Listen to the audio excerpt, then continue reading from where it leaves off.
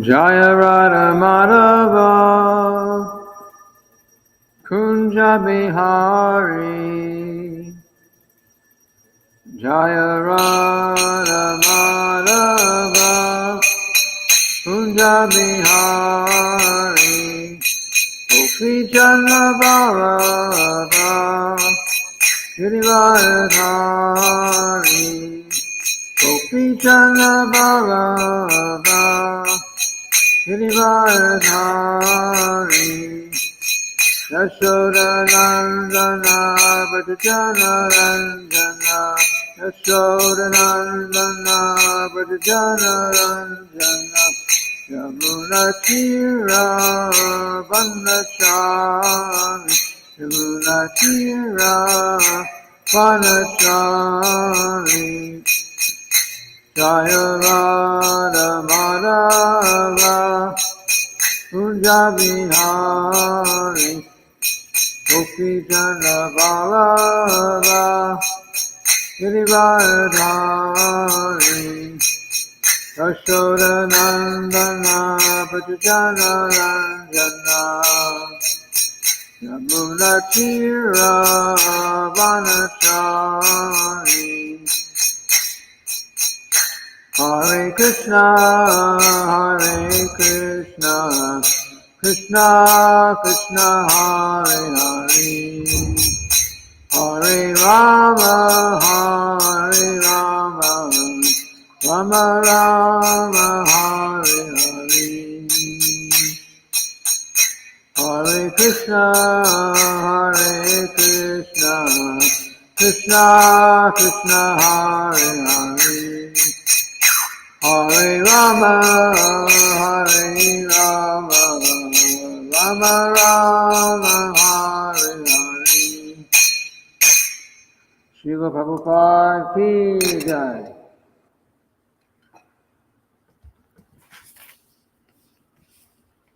Om Namo Bhagavate Vasudevaya Om Namo Bhagavate Vasudevaya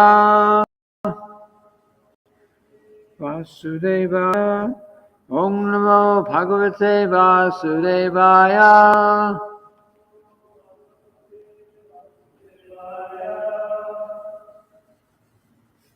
So we're reading today from the Srimad-bhagavatam, Canto 8, Chapter 3, Text number 7.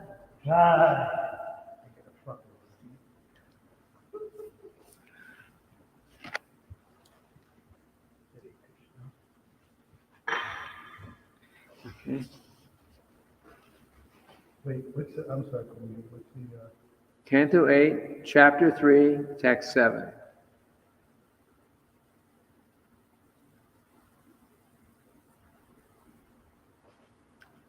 Okay. Did Rikshavo Yashapadang Sumangalam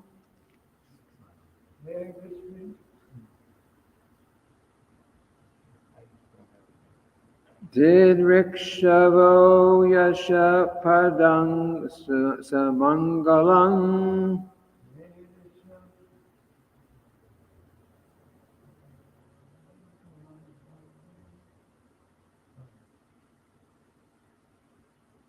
7, right?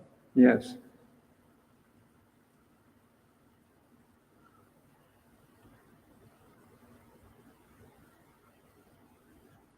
Vidrik Yoyasya Padam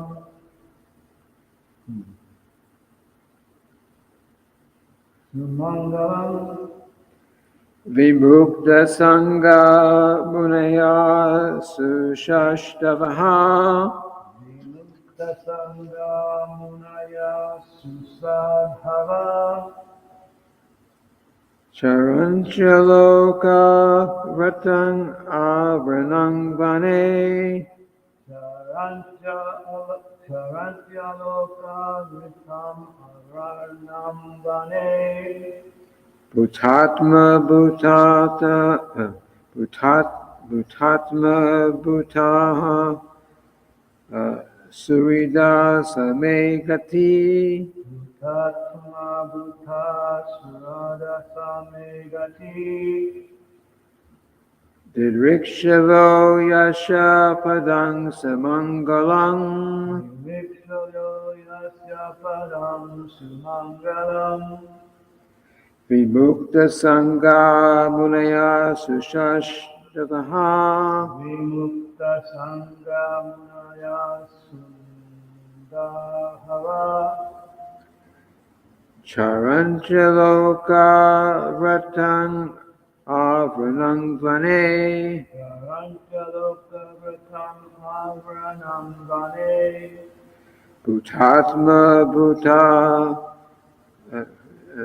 Surida Samegati Bhutatma Bhuta Suyada Samegati Dudrikshavo Yasha Padang Simangalang Vikshagyo Yasya Param Sumangalam Vimukta Sangha Munaya Susadavaha Vimukta Sangha Munaya Susadhava Charanyaloka Vritan Avranang Vane Shayantyaloka Vitam Avranam Vane Bhutatma Bhuta Sarida Samegati Bhutatma Bhuta Sura Samedati Visveksava Yasya Padam Sumangalam Didrikshavo Yasha Padang Simangalang Vimukta Sangamunaya Susadava Vimukta Sangha Munaya Susadavaha Charanchaloka Vritam Avranam Vane Charanchaloka Vritam Avranang Vane Vitam Bhutat Mabhuta Surad Samegati Bhutatma Bhuta Sarida Samegati. Word for word synonyms. Didrikshavaha. Vidviksavaha Those who desire to see the Supreme Personality of Godhead. Those who desire to see the Supreme Personality of Godhead. Yasha Yasya of Him. of Him. Padam, Padam, the lotus feet. the lotus feet. Sumangalam, Mangalam, all auspicious. all auspicious. Vimukta Sangaha, Mukta Sangaha, persons who are completely disinfected of material conditions. persons who are completely disinfected of material conditions. Munayaha, Ya, great sages. great sages. Susidavaha, Susadavaha, actually Susadavaha. Susadava, Those who are highly elevated in spiritual consciousness. those who are highly elevated in spiritual consciousness. Charanti, Charanti, practice. practice. Aloka, Loka, Aloka Vratam, Loka Vratam, vows of brahmacharya, vanaprastha, or sannyas. vows of brahmacharya, vanaprastha, or sannyasa. Avranam, Avranam, without any fault. without any fault. Vane, Vane, in the forest. in the forest. Bhuta Atma Bhutaha, Bhuta Atma Bhutaha, those who are equal to all living entities. those who are equal to all living entities.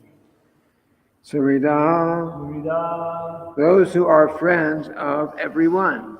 those who are friends to everyone. Saha, Saha, that same Supreme Personality of Godhead. that same Supreme Personality of Godhead. May my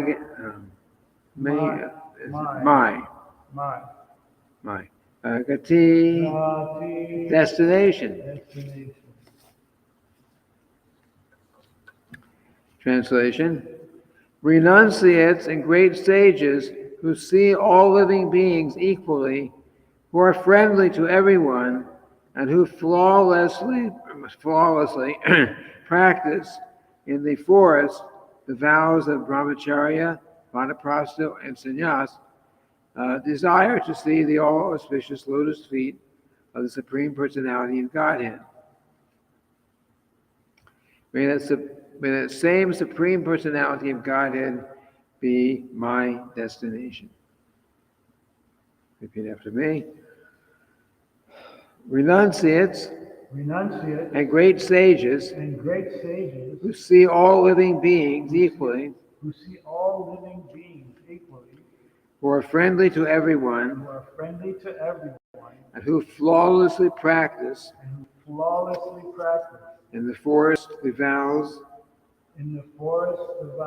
of brahmacharya, vanaprastha, and sannyas. Desire to see the all-auspicious lotus feet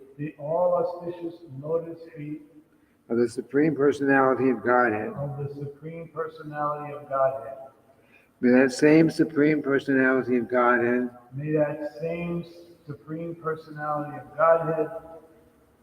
be my destination.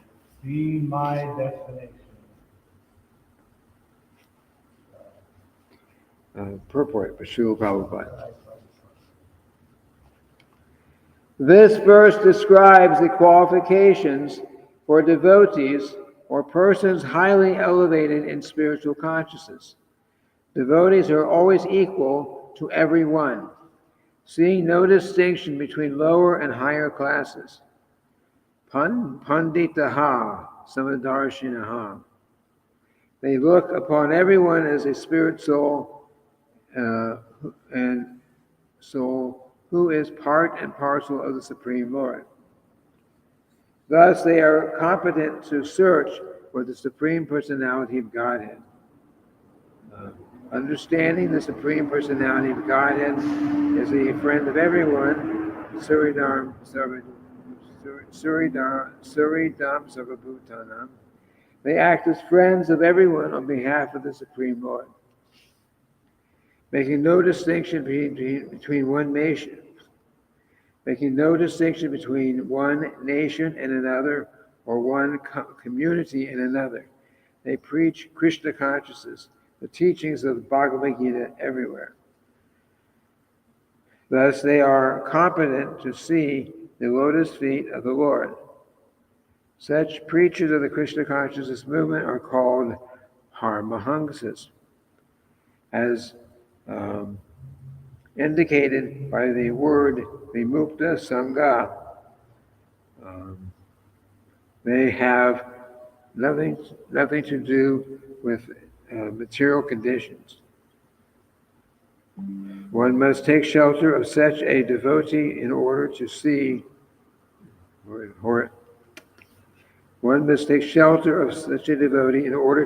the Supreme Personality of Godhead.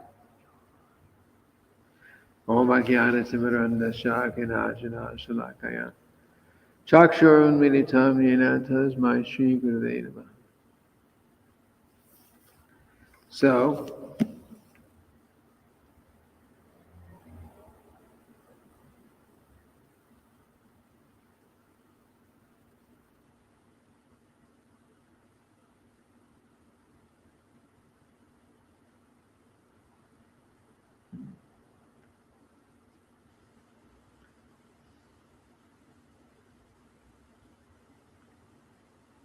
So, this is another, and we're continuing, this is still part of the prayer of Gajendra, and a very wonderful prayer, actually.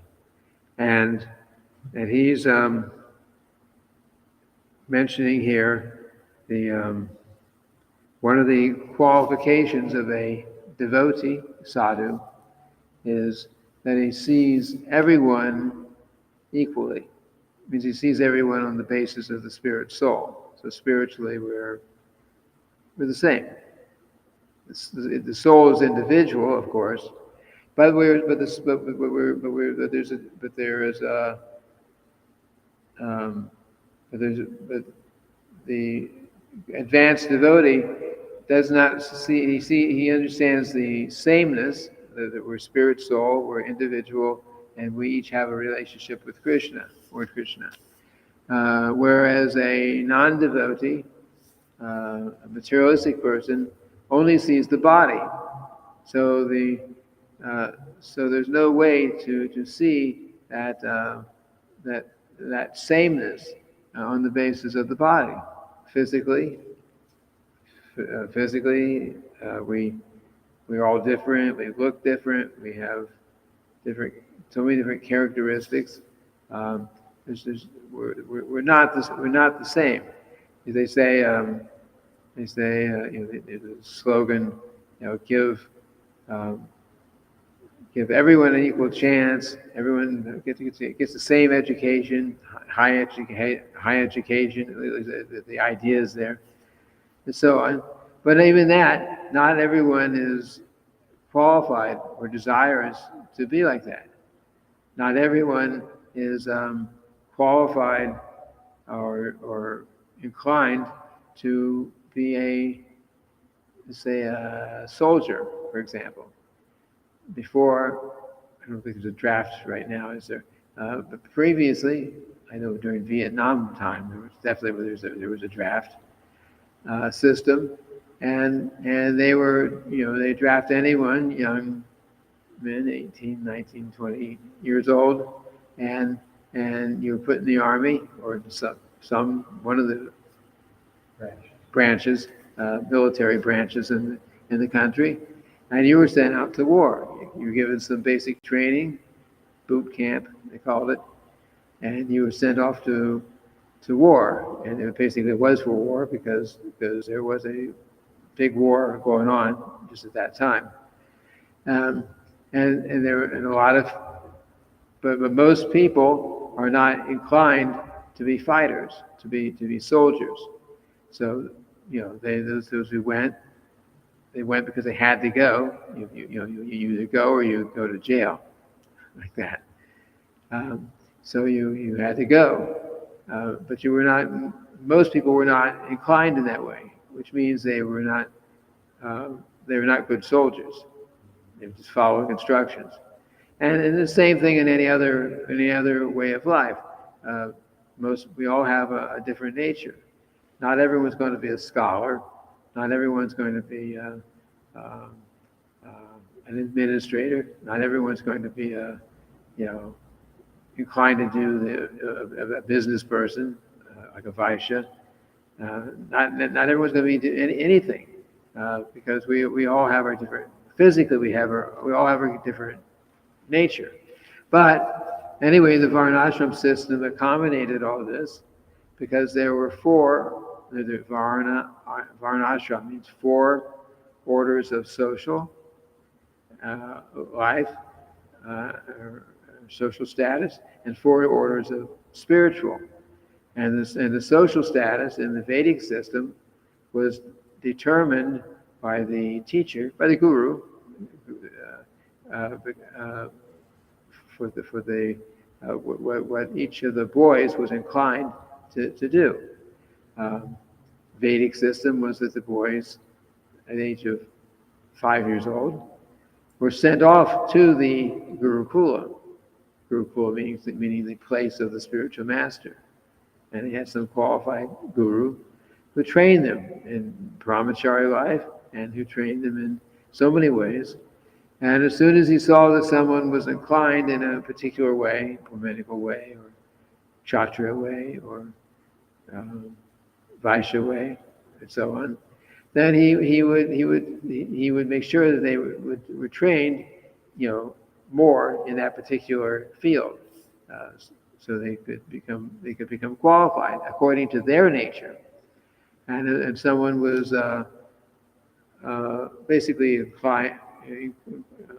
inclined as Shudra, because Shudras also went to the Gurukula, but they didn't stay as long. They got a little training, and then they were released, and they went out to they worked. They did manual labor, serving the higher caste, And the others, the Brahmanas, the Kshatriya inclined, they were given a lot more training and prepared them. And at the same time, they were at the same time they were trained up in spiritual life, because the Varnashram system, the one that actually worked, it's properly called Daivi Varnashram, for Daivi Varnashram, because it was God-centered. If you followed the Varnashram system, you were engaged both according to your nature, and you were also engaged in spiritual activities that will help you to advance. In Vedic culture, everyone, practically speaking, would make at least gradual spiritual advancement. So anyway, we were talking about, we started this discussion about how a saintly person sees everyone equally. And in modern times, that's a little hard to grasp, because such a person sees a brahmana, a kshatriya, a dog eater, an elephant, all the same, equally. How do you see it? What is the difference between what is the similarity between an elephant and a brahmana priest? The difference and the similarity is that each one is a spirit soul, and due to past karma, due to past activities, and the body is different, but the soul inside is the same.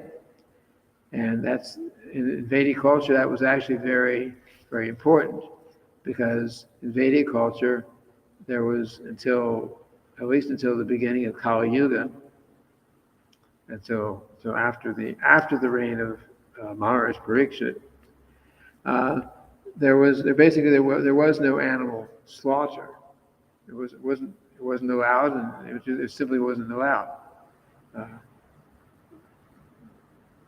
But the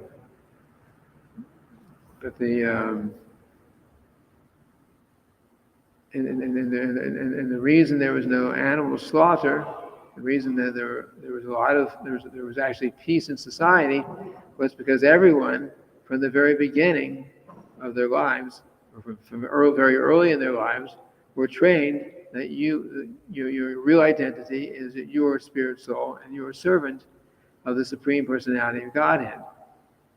The system started falling apart when Kali Yuga started, and we have the history in the Srimad-bhagavatam, the first canto, about Maharaj Parikshit, who got cursed by a Brahmana boy. He wasn't a very qualified Brahmana boy, but he did have his father was Brahmana, and he did have certain Brahminical qualities, not so much qualities, but Brahminical powers. The Brahmanas were actually very powerful because of their austerities, but at the same time, they had been very knowledgeable and very cultured persons like that. But in the case of the Maharaj Parikshit, the history is, and actually this is all just arranged by Lord Krishna ultimately, to lead to him hearing the Srimad-bhagavatam in the 7 days before he gave up his material body. But what happened was, the history is that he went out to the forest. He was he was hunting. Kshatriyas had an opportunity to hunt, but only for lions and tigers and like that.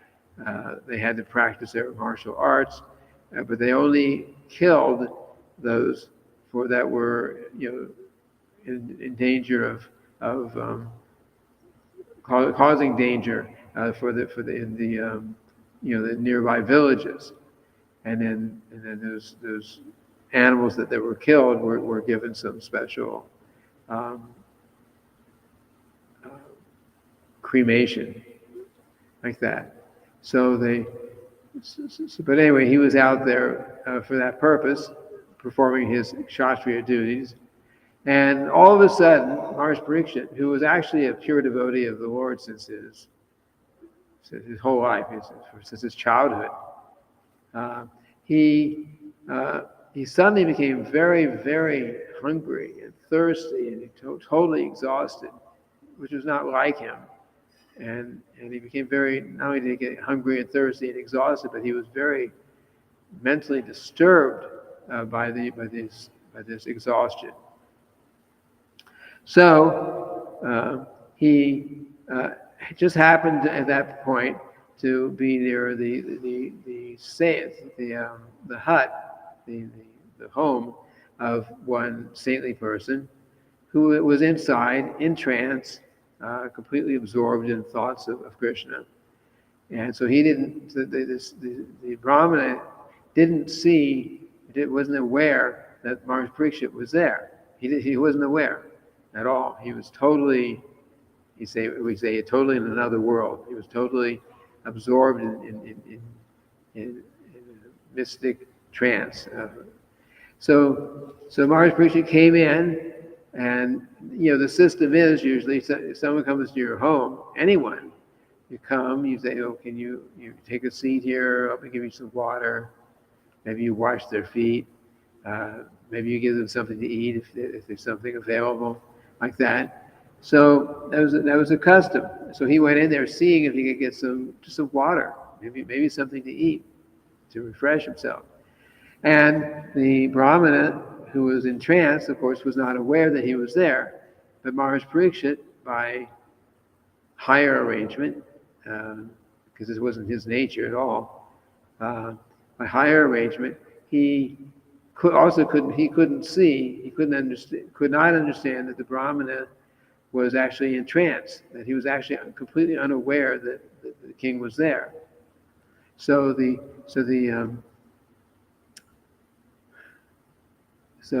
Maharaj Parikshit, seeing that he was not understanding what was going on because he was covered in that sense, and he became very angry. He's there. Here I am. I'm the king. I'm very hungry. I'm thirsty. I'm at somebody's home, and he is not even offering me a little water. So he was feeling like this person is completely he's ignoring me. He's being offensive to me. So what he did, he picked up a dead snake that just happened to be laying on the ground. Another arrangement by higher authority, because how many times we find dead snakes laying on the ground near our house? But he picked up this dead snake, and he garlanded the Brahmana with it, which was meant to be an insult. Okay, you treat me like this, I'm going to treat you like this. So here he is picking up this dead snake that just happened to be there, and he basically offended the Brahmana, and then he left. He went back home, back to his kingdom. Now all this was being watched by the son of the Brahmana, who in reality should have come and explained what was going on and offered the king water and like something. But he didn't. He saw this, and he was with his friends, and he started criticizing. Amongst his friends, he started being very critical. This king, he doesn't understand that we, the Brahmanas, are superior. He thinks that he's the controller of us. He thinks, so many things he was saying. And therefore, I'm going to curse him. And he did curse him. I'm going to curse him. I'm now cursing this king, who happened to actually be the emperor of the world, at the time. I'm cursing this king that he will, in 1 week, in 7 days, he's going to be cursed. I'm cursing that in 7 days he's going to be, bitten by a snake bird. A snake bird is some magical thing that the Brahmana dreamed up, but that was his curse. He's going to be bitten by a snake bird, poisonous snake bird, and he'll die in 7 days. So Maharaj Parikshit had already gone back to his place. He was feeling, sorry that he had done this to the Brahmana. He didn't, he knew it wasn't his normal, it wasn't how he normally acted. But he had done it. And the boy, also after cursing the king, he became very, he realized he made a big mistake. And his father, of course, thoroughly chastised him and corrected him. So, what are you stupid boy, what are you doing? You just cursed the king, the emperor of the whole planet. You cursed him to die. So the Brahmana, he went to Maharaj Parikshit's palace, and he explained what happened. Very much sorry, apologizing on behalf of his son. And my son, he has cursed you to die in 7 days. And these curses were actually real. They happened. It wasn't just nowadays you say, I curse you to become a frog or something.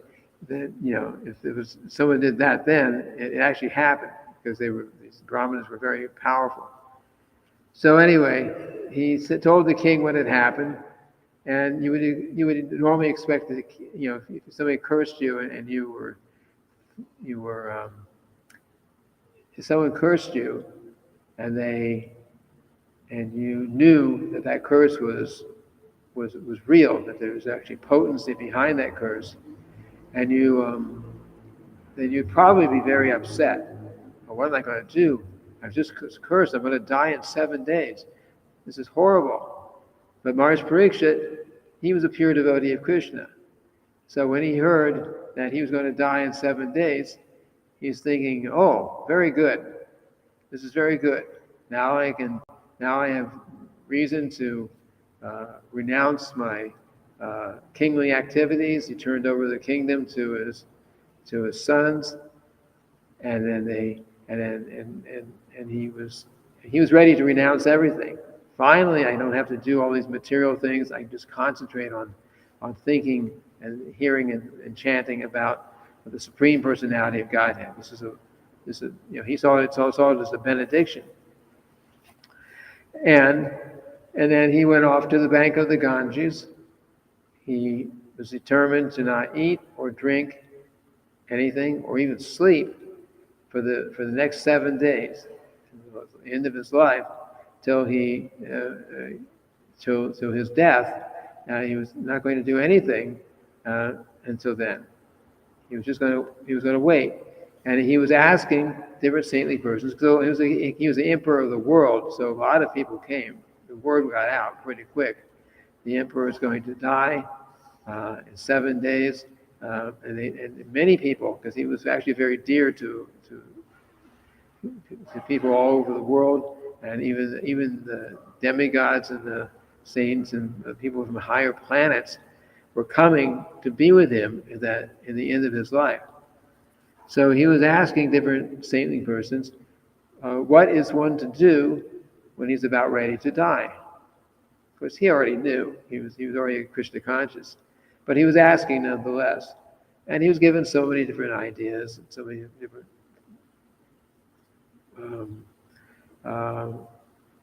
so many explanations about what he should be doing. And then, so he listened, and then along comes Shukadev Goswami, who had previously, it doesn't say how long before, but he had stayed in his mother's womb for 16 years. You can imagine. For 16 years he was there. He didn't want to come out. He was already Brahman realized. He was already Jai Shishi Gaurnitai, Shishi Radha, Virgin Vihari, Jagannath, Balaram, Lady Subhadru, and Sringadevi Prahlad Maharaj Ki Jai. Sukadeva Goswami was already Brahman realized, and he was. So anyway, when he, that's a whole other history. So, but when he was born, when he finally decided, was willing to come out from the mother's womb, then immediately, without even stopping, without putting on any clothes, without doing anything, any reformatory activities, he just left home, started walking, and he came in due course to where Maharaj Parikshit was, and everyone who was there could understand his spiritual status. They could understand his spiritual status. Became a pure devotee of the Lord. And they understood his spiritual status, and even though he was completely naked, but that didn't bother them because they understood by the science called physiognomy that if you know the science, then you can, by looking at someone, seeing how they look, how they're walking, how they're to speak, and so many things, you can understand a great deal about their personality, their qualifications, and so on. So these sages, were learned in that way. So they saw him and immediately understood his spiritual position, and they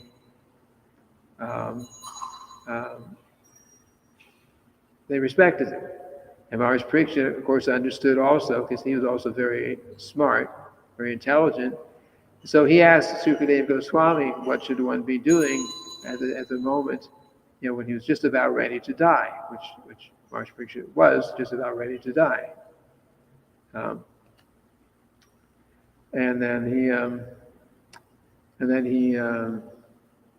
Sukadeva Goswami started.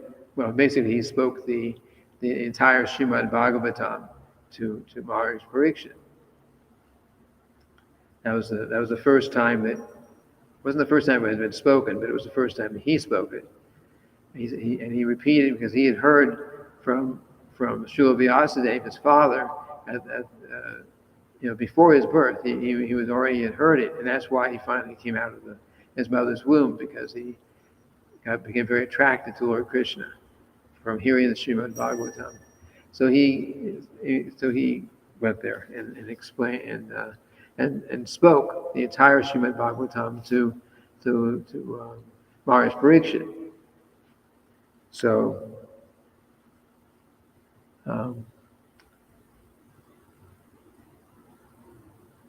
that's a long story. And Maharaj Parikshit, of course, at the end of his life, 7 days later, the curse came true, and of course he went back home, back to the spiritual world. I see.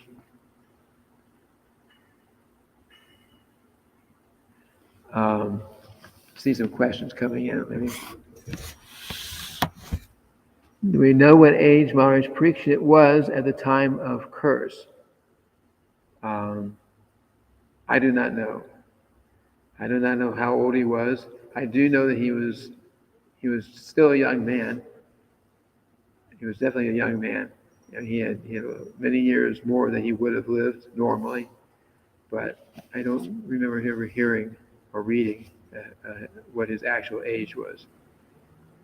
It was definitely many, many years before he would have died normally. And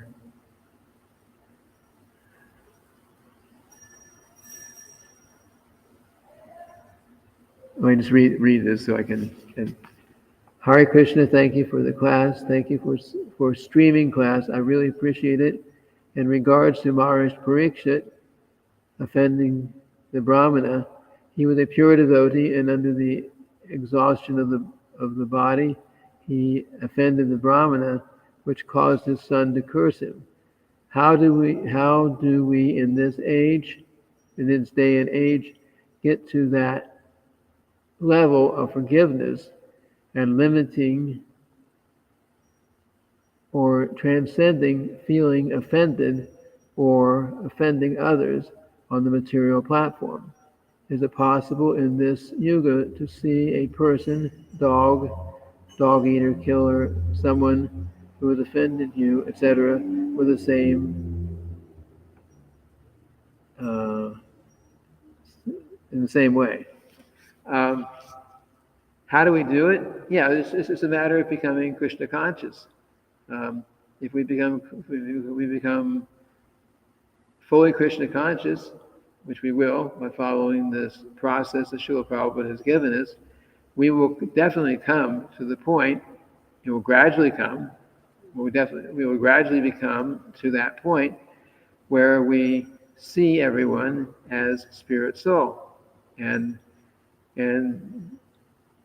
will also understand that the things that do happen in our lives, even sometimes with things that others do to us, is not, the blame doesn't ultimately go to them, because Krishna is allowing or sometimes even creating situations to help us to become Krishna conscious. I mean, if we're practicing Krishna consciousness specifically, this applies to us. So yes, we can. Somebody may do something really. We're trying to become Krishna conscious, and someone may do something really,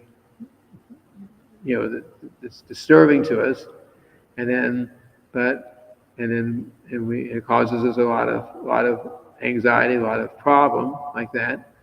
But we have to remember that ultimately,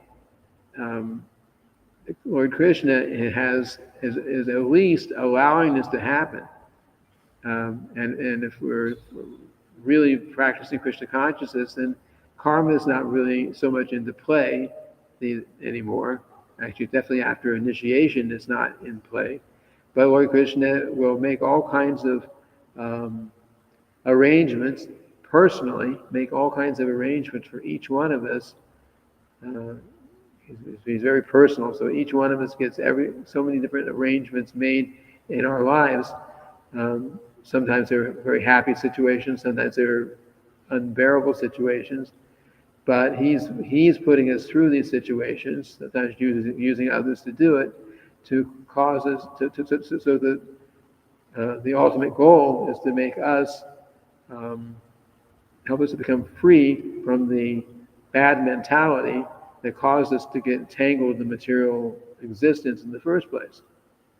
That's what's actually happening, at least for those who are practicing Krishna consciousness.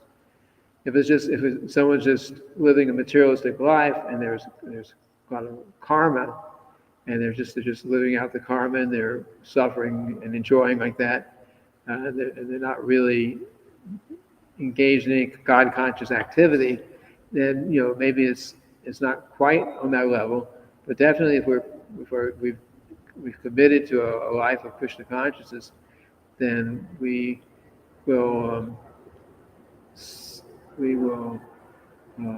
should try to see how everything that is happening to us is ultimately happening by the arrangement of the Lord. And of course, and this is not just now. During the time of Lord Krishna was present. Lord Krishna was present. He's the Supreme Personality of Godhead, and his most dear devotees, the Pandavas, they were exiled. They were on their own. There were so many attempts to kill them even while they were in exile, and they went through so much suffering. Draupadi's 5 sleeping sons were killed by I forget his name now. By one person, they were killed, and so many things that had happened to them. But in the end, when it was all over, when Maharaj Yudhisthira was finally put in the position of king, then they were, and grandfather Bhishma, who was lying on a bed of arrows, which were, arrows like shot through his body, and he's lying there, staying alive and preaching to everyone. During all that, it was spoken actually Bhishma, grandfather Bhishma. He said, all these things have happened to you, the Pandavas. It's all by the arrangement of inconceivable time. Inconceivable time actually means Krishna. Time I am, Krishna says, time I am, destroyer of the worlds. I've come to engage all men, like that. So he's saying like this. So the understanding was, and Srila explains these things in its purports, that the Pandavas, even though they were all pure devotees of the Lord, they didn't need anything to be done to teach them anything. But they were used by the Lord and put through so many difficulties by the Lord indirectly, that just to create a situation so that we can learn. We learn from these actions. Maharaj Parikshit didn't have to be cursed for his benefit. He had to be, but he was cursed, and because of that and how things played out, we have the Srimad-bhagavatam was spoken. It was spoken like that. So in so many ways, we just try to remember the Krishna factor, that when there's some very difficult situation in our lives, and we're thinking, why me? Why did that person scream at me? Why did that person tell these lies about me? Well, we don't really know. Maybe we did something similar in a previous lifetime, or maybe previous in this lifetime, or previous lifetime, and that mentality was still there, and we had to experience it to become, to help us to become free from that mentality, because ultimately that we do have to become free from these bad mentalities so that we can ultimately become completely Krishna conscious. And so the idea is we gradually become free from our bad mentality, and we stay on the path. We chant Hare Krishna, and do, try to give Krishna consciousness to others. And we do this somehow, or we just keep doing it throughout our lives. And by the end of our life, if we've done this nicely, then all our bad habits, all our bad desires will have been worked out. And we're ready at the end of this life, if we follow that way, of going back home, back to Godhead. So to answer, yes, we can. This is how we can forgive others, because we have to understand that Krishna is the ultimate controller, and that he's making these arrangements, using others so that we can become Krishna conscious, and yes, we can definitely, by just understanding, or in principle, that we are all spirit souls. Therefore, we can also understand that the dog and the elephant and the brahmana and the murderer and everyone are all spirit souls, and everyone is living out some karma. The dog is living a karma because it was a very it's an unfortunate condition, and it's due to some kind of past heavy sinful activities, mode of ignorance activities, and sometimes a person, because of their karma, they're told that, okay, because you did this and this and this in your lifetime, Yamaraj will tell them, therefore you have to take a birth as a cat or a dog, like that. So, but that means the soul has to go through that situation because of their past activities. So if we understand, by studying our philosophy, by imbibing this philosophy, that we can understand that I am spirit soul, everyone is spirit soul, and we have different bodily coverings, just like we have different clothes. We can put on one set of clothes, change to another set of clothes. So the same way, the soul can put on a set of clothes that looks like a cat, a set of clothes that looks like a dog, or a set of clothes that dressed in a human body, and we are so on like that. Anyway, I hope that answers the question. Thank you for asking.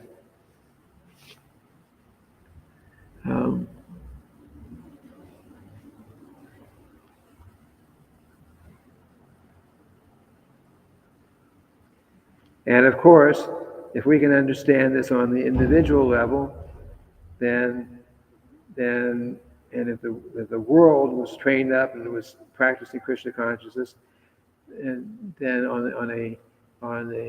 even on the national level or the international level, there wouldn't have to be wars, because war just means that, war usually means that there's some money, some land, there's something I want, someone else wants, and because we're all thinking that it belongs to me or to my country, and therefore I'm going to fight. That's just in Russia, Ukraine, it doesn't, like that, as one example.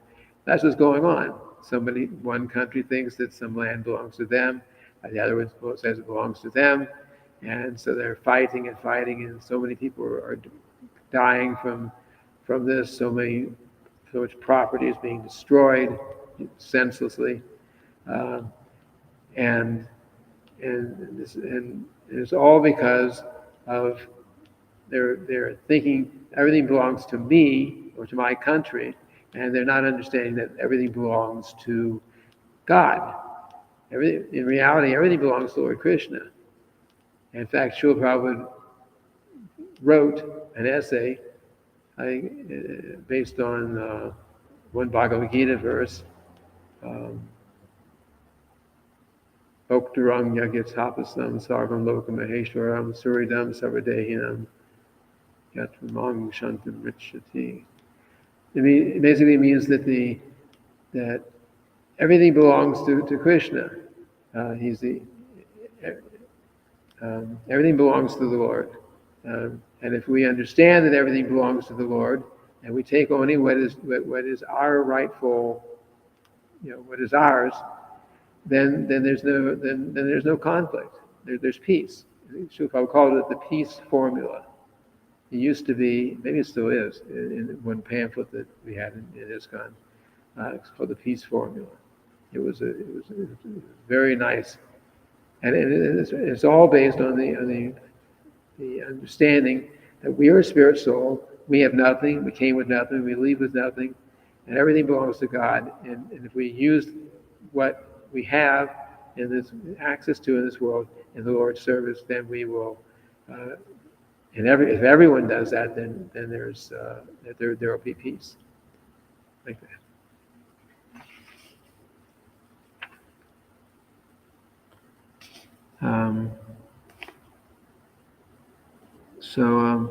I think I've said what I could say here, unless there's any other questions.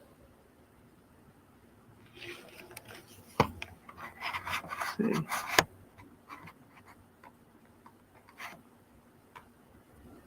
Okay, so then I don't see anything coming in. And there's nobody here in front of me at the moment to ask questions. So I think we'll end the class here for today. And tomorrow we'll go on with verse number 8. Or 8 and 9 tomorrow. So, Srila Prabhupada ki jai, Srimad-bhagavatam ki jai.